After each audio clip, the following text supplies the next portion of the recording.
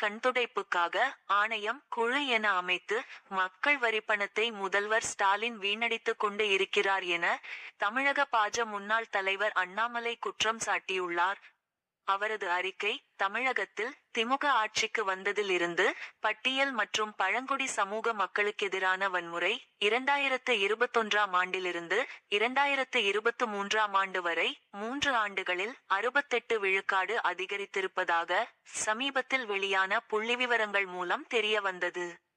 இந்த குற்றங்களில் ஈடுபடுபவர்கள் மீது எந்த கடுமையான நடவடிக்கையும் எடுக்காமல், பாதிக்கப்படுபவர்களுக்கு உரிய இழப்பீடும் வழங்காமல் அலைக்கழித்து வருகிறது திமுக அரசு.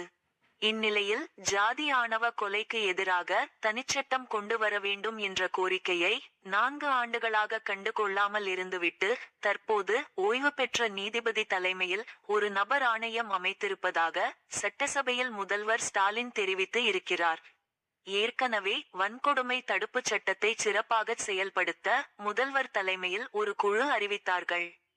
6 மாதங்களுக்கு ஒருமுறை கூட வேண்டிய இந்த குழு கடந்த 4 ஆண்டுகளில் வெறும் 3 முறையே கூடியிருக்கிறது.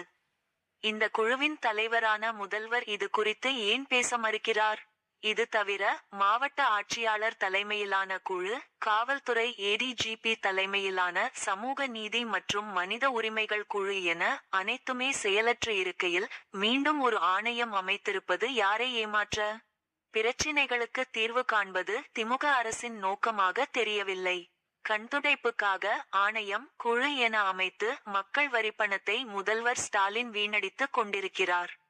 ஆட்சிக்கு வந்து 4.5 ஆண்டுகளில் திமுக அமைத்த எண்ணற்ற குழுக்களால் இதுவரை தமிழக மக்களுக்கு கிடைத்த நன்மை என்ன?